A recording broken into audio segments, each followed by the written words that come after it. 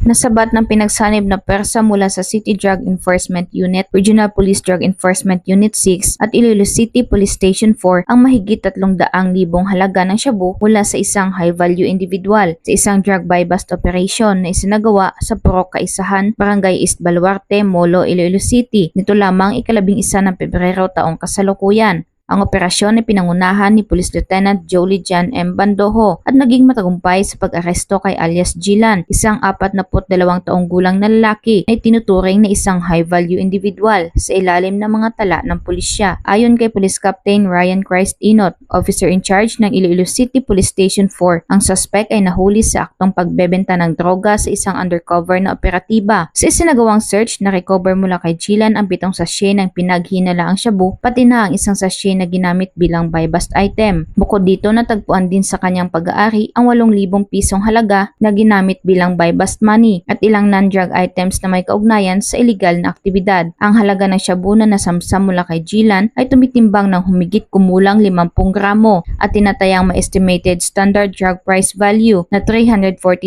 pesos. Kasalukuyang nasa kustudiya na ng Iloilo City Police Station 4 ang suspetsado para sa kaukulang dokumentasyon at harapin nito ang kasong may paglabag sa Republic Act 9165 o ang Comprehensive Dangerous Drugs Act of 2002. Pinuri naman ng mga operatiba ang komunidad sa kanilang pagtutok at pakikipagtulungan sa mga law enforcement agencies. Inaasahan ng Pro-6 at ng buong ahensya ng Pambansang Pulisya ng Pilipinas na magpapatuloy ang mga ganitong hakbang at koordinasyon katuwang ang mamamayan upang masugpo ang paglaganap ng iligal na droga sa buong bansa. Mula dito sa Police Regional Office 6, ako ang inyong Police News Network Correspondent, Patrolwoman Lydel Astrologo, alagad ng batas, tagataguyod ng Balitang Pulis.